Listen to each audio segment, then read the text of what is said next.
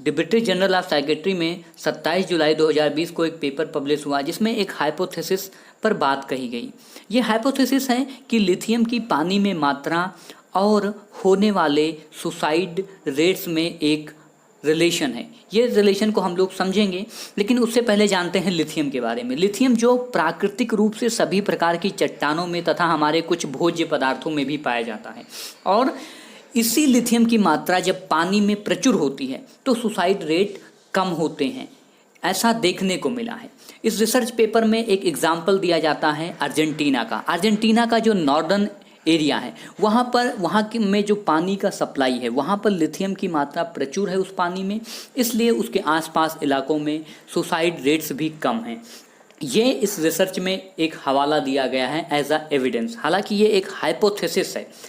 अब क्वेश्चन ये उठता है कि कभी दांतों के बारे में हमें कोई समस्या होती है, या जब हम डेंटिस्ट के पास जाते हैं तो वो फ्लोराइड का जिक्र करते हैं, यानी पानी में अगर फ्लोराइड की मात्रा कम होती है तो दांतों में समस्या होती है।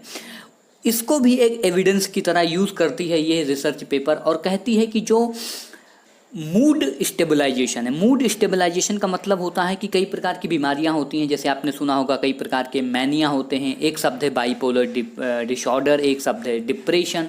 तो इन सब चीज़ों के पीछे भी हो सकता है किसी पदार्थ का रोल हो।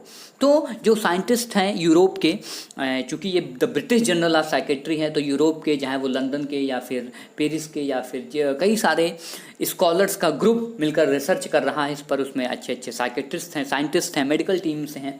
वो इस बात पर जोर दे रही हैं कि जो अलार्मिंग रेट से आत्महत्याएं हो रही हैं संपूर्ण विश्व में, ना यूरोप में तो हैं ही but all over the world, ये एक डिजीज़ है। और इसको डिजीज़ प्रूव करने के लिए हमें एक ऐसे एविडेंस की ज़रूरत है जिससे हम ये दिखा सके कि हाँ ये वाकई में डिजीज़ है और इसकी कमी के कारण होता है।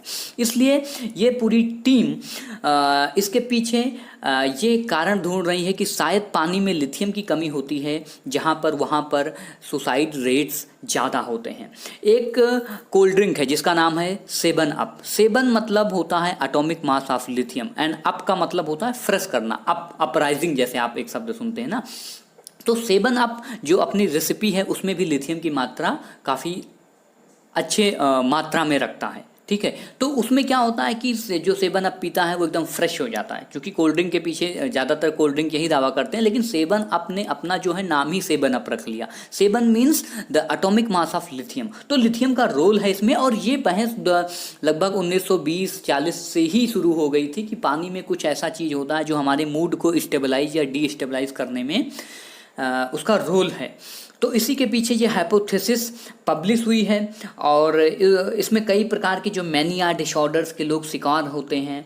और इस रिसर्च में ये भी दावा किया गया है कि अगर पानी में लिथियम की मात्रा अगर सही अमाउंट में है तो वो किसी भी व्यक्ति के आत्महत्या को या सुसाइड को 50% से भी कम कर सकता है। तो ये काफ़ी इंटरेस्टिंग फैक्ट है। हालांकि ये एक हाइपोथेसिस है, इस पर रिसर्च अभी हो रही है। Hope you like it. ये एक पेपर है, जनरल है, तो ऐसी चीज़ों पर बात करना भी काफ़ी अच्छा होता है। Have a good day.